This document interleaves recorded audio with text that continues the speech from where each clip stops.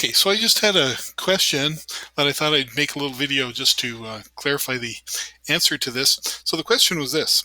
We know that the Wronskian between y1 and y2 is equal to ce to the integral minus p of x dx. Now this is for y1 and y2 solutions to our second order differential equation, right?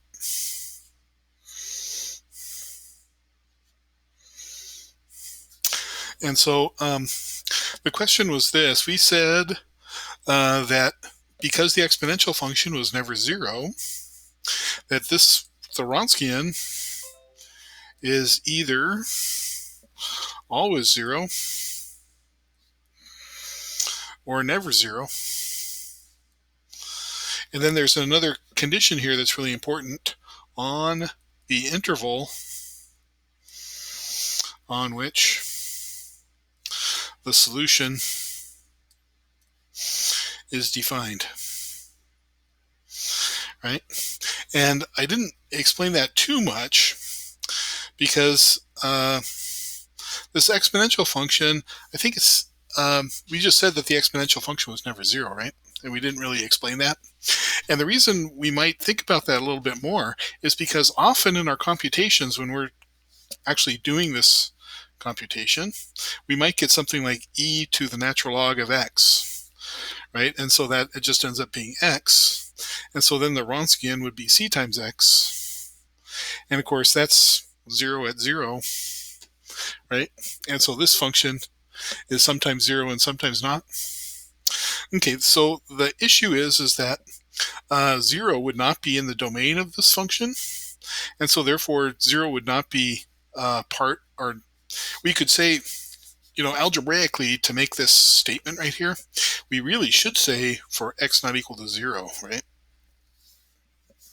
Because if x is 0, again, that's not defined in our expression.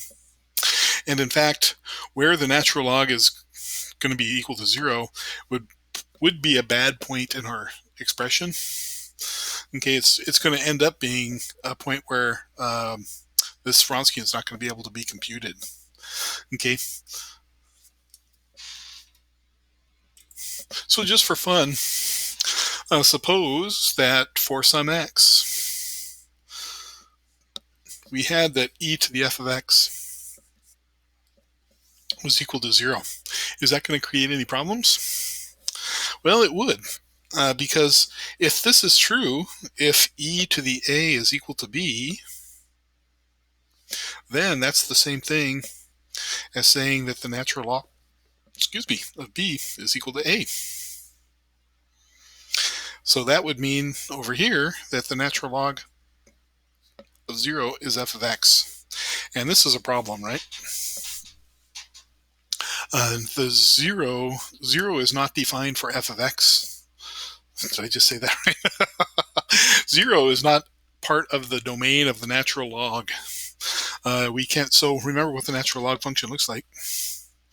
If I have x, the natural log comes down like this. And so, if you were to try to define a value for the natural log of x, right, you would almost have to, you would have to try to make it like negative infinity if you wanted to. But of course we wouldn't do that. But so the natural log of 0 remains undefined, and actually it remains undefined in the complex plane as well. And the reason is because 0 does not have an argument, does not have an angle attached to it. The angle attached to 0 remains undefined. And so there's a problem there as well. So either way you look at it, in the real line or in the complex plane, the natural log of 0 is not defined.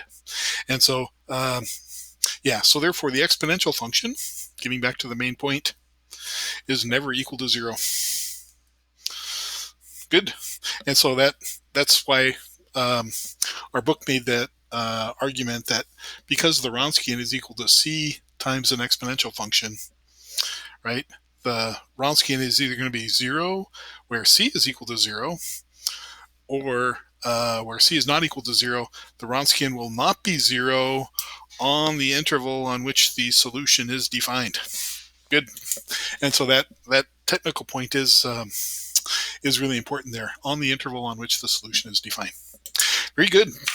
I will talk to you later.